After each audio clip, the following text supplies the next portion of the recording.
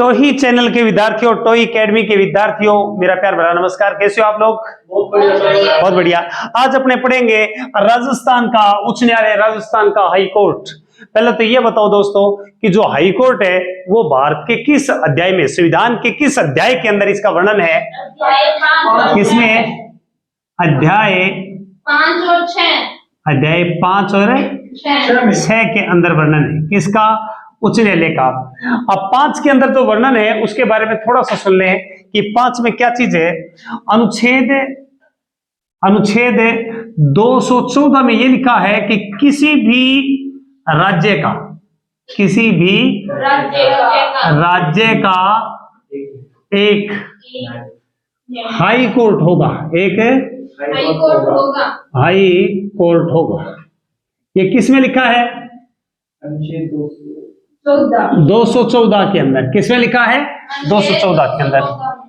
और अध्याय 6 के अंदर अनुच्छेद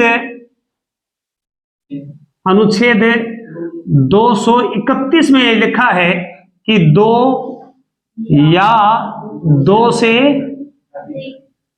से अधिक राज्यों का, दिख तो रहे ना भाई? 2 से अधिक राज्यों का एक हाई कोर्ट हो सकता है। यहां तक बात क्लियर? फिर उसके बाद में वर्तमान में कुल कितने न्यायालय हैं? प्रश्न यह आता है वर्तमान में कितने राज्यों के अंदर कितने न्यायालय? वर्तमान में 25 हाई कोर्ट है। कितने हैं? 25 हाई कोर्ट है। और जो अंतिम हाई कोर्ट बना है, अंतिम हाई कोर्ट वो कहां पर है? अमरावती में। कहां पे है? अमरावती कहां पर है? आंध्रा में है। कहां पे है? आंध्रा के अंदर है। अंतिम हाई कोर्ट है। क्या चीज है ये?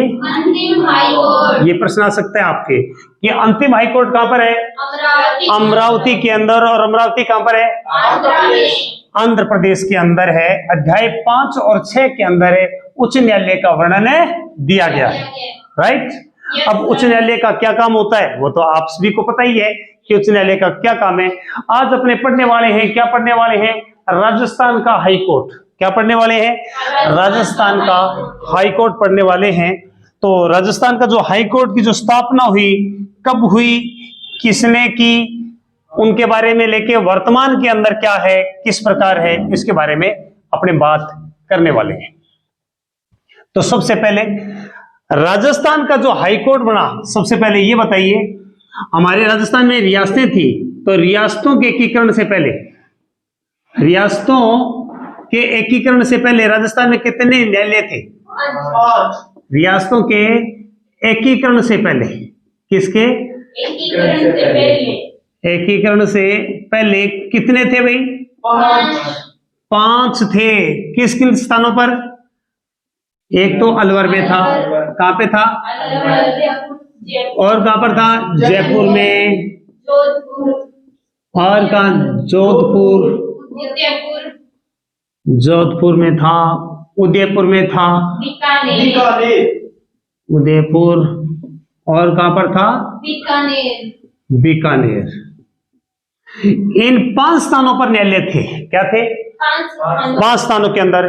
तब उसके बाद में राजस्थान के अंदर जब एकीकरण की प्रक्रिया पूरी हुई, उस समय राजस्थान में भी न्यायालय की स्थापना हुई। हालांकि पहले ही प्रारंभ 1949 के अंदर राजस्थान में न्यायालय की स्थापना हो गई थी।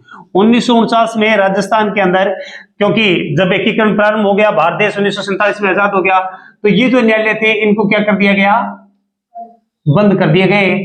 और उसके बाद में 1949 को, कितने अगस्त को? 29 की तारीख को, 29 अगस्त को। कब? 29 अगस्त के दिन, 29 अगस्त 1949 को जयपुर में। कहां पे? जयपुर में जो राजस्थान के महाराजा थे जिनका नाम था स्वाई जय सिंह। क्या नाम था? स्वाई जय सिंह। स्वाई मान सिंह। ये कौन थे? महाराजा। इन्होंने उद्घाटन किया। क्या किया? कहां पे किया? जयपुर के अंदर। कब किया? 29 अगस्त 1949 में जयपुर में सवाई मान सिंह जो महाराजा थे, इन्होंने उद्घाटन किया। याद रहेगा? इन्होंने हमारे न्यायालय का उद्घाटन किया। उसके बाद के अंदर यदि अपने बात करें तो सन 1956 में, कब है? सन 1956 में सत्यनारायण, कौन है? नारायण राव समिति, सत्यनारायण राव समिति की रिपोर्ट के आधार पे, किसके आधार पे? सत्यनारायण राव समिति की रिपोर्ट के आधार पे, रिपोर्ट के आधार पे हमारा जो हाई कोर्ट था उसको जयपुर से बदल के जोधपुर ट्रांसफर कर दिया गया। कहां पे? रिपोर्ट पर जयपुर से जोधपुर कर दिया गया। जयपुर से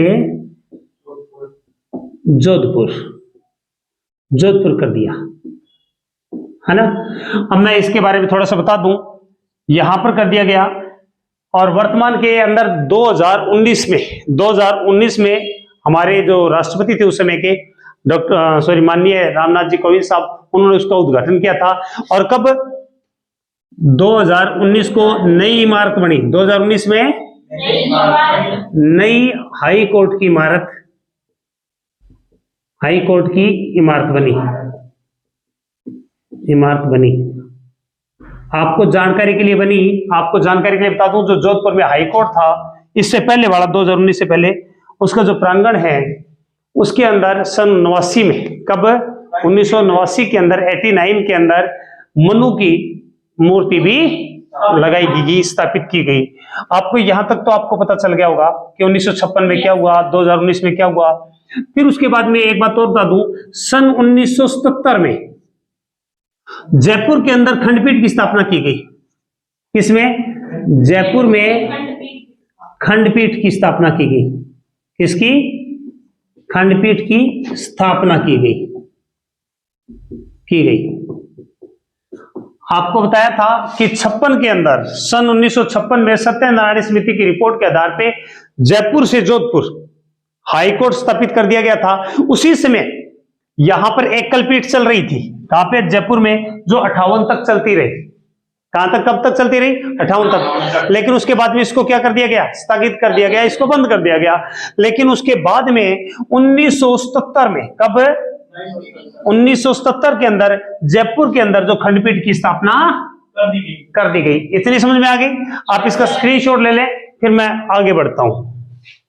हाँ जी, अब बात आती है जो राजस्थान के अंदर हाई कोर्ट है, इसमें कितने जजों की नियुक्ति की जा सकती है? अधिकतम कितने जज हो सकते हैं? 50 जजों की व्यवस्था हो सकती है। कितने की? वर्तमान में कितनी सदस्यीय संख्या है? कितने जज हैं? 35 हैं। कितने हैं? 35 जज हैं। प्रथम जो जज थे वो कौन थे बताएं भाई?